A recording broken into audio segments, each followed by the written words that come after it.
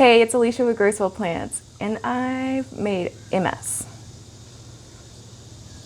Like, seriously, a disaster.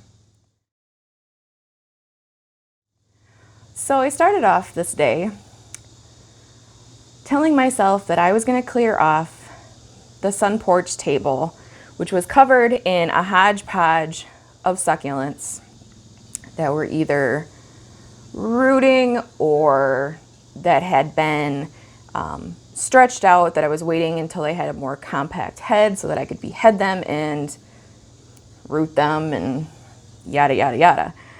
So in my last video, I went through and I beheaded all of the succulents that had nice compact heads on them, and I've made, mini arrangements with the cuttings, and those turned out really nice. But that's when the problem started. If you haven't watched that video yet, I suggest you go back and watch it, and then you'll understand chaos that I have created. But I collected all of my succulents, all of my propagations that were ready to be planted, all of the stuff that's been rooted, and I brought them all onto the sun porch, and I have them on the floor next to me so that I can look at them and say, okay, how can I best put these together and get about 100 succulents down to one arrangement. All right, so I think I've decided that the best course of action is going to be to start off with the succulents that have been beheaded. I'm going to be taking them out and putting them in this. It's just an old drawer from one of those like rolling tote organizers that we had. The top broke on it, and I kept the drawers because I'm a semi-hoarder when it comes to that sort of thing. Like, if I can come up with another purpose for something, I'm gonna keep it instead of throwing it away. And I know it kind of gets on John's nerves every once in a while because he's like, why don't you just throw things away? Because of moments like this.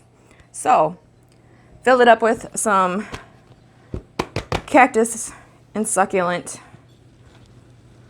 soil. I'm not going to be using the Bonsai Jack soil that I've recently discovered and have fallen madly in love with, because I love it so much that I've been replacing a lot of my plants with it, and I've run out. So the little bit that I've got remaining, I was going to try to save for any other smaller arrangements that I was possibly going to end up with, just in case I can't condense this down into one large arrangement. So I'm just gonna kind of work my way around each one of these, plant them in, pull off any leaves that I don't think are doing the plant any good.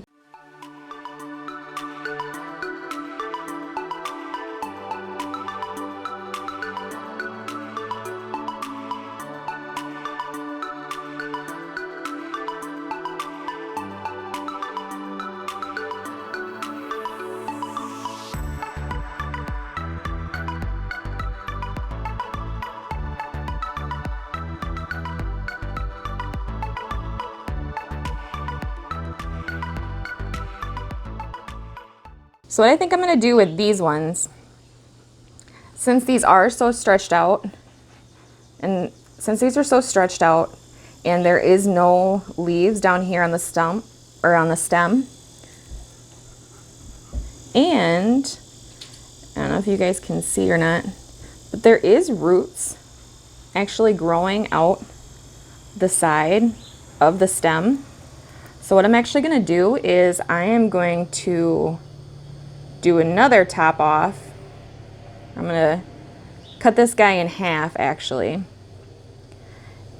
So then I will just leave the stem and the root ball, and then I will put this middle section in rooting hormone, and I will just root this middle section. So I've gone back through and I've replanted anything that had a root ball that was beheaded in this little plastic drawer. And if you do this with yours, by no means do you have to keep, all of the bottoms together, all of the stems together. It's my personal preference. I just like it because then I know what I'm dealing with in each tray.